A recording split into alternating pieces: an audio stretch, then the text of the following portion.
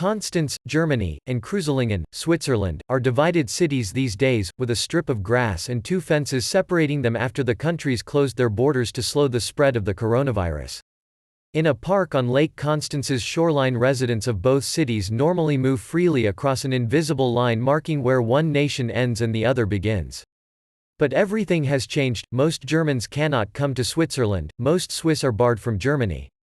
On Sunday, lovers, brothers and sisters, parents and their children, and old friends pressed against the chain links in the spring sunshine, just close enough to say, "I love you," too far apart to touch.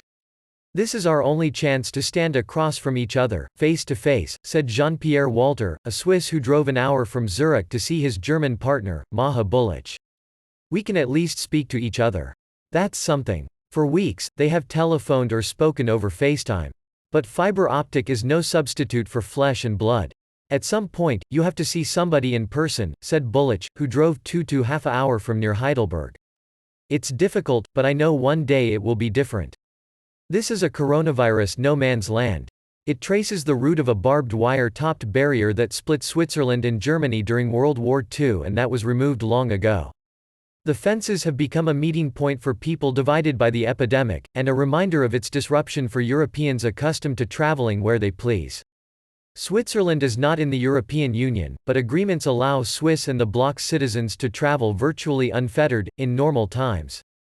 As the coronavirus spread, it has killed 559 people and infected 21,100 in Switzerland, while in Germany the toll is 1,342 dead and nearly 92,000 infected. The governments clamped down on border traffic. Currently, those Swiss and Germans with cross-border jobs can go back and forth. For nearly everybody else, it's forbidden. The fence went up in mid-March as a single layer. This week, officials added a second, since people were passing beers, playing cards and kissing through the chain links, hardly the required 2-meter (6-foot) separation. Kreuzlingen officials said of the decision that too many people were not obeying the rules.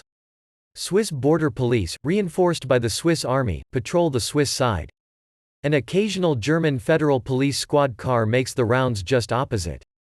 While those at the fences said they largely accepted personal deprivations to slow the spread of the disease, some observed that the power of states to halt activities once taken for granted was intimidating.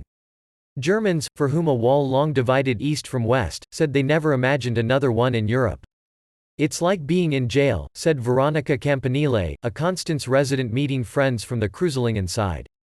Dominik Loroff drove 3 hours from Munich to meet Michel Graf Luden, from Winterthur, 50 minutes away in Switzerland. They had read about the fence, how it had become a magnet for those trapped on different sides of the coronavirus divide. They had hoped to touch but settled for sharing chocolate bars thrown quickly across when border police weren't looking. "It's sad, when you consider the fate of individuals," Loroff said. "If it was still just one fence, it would be okay. The second fence is tough.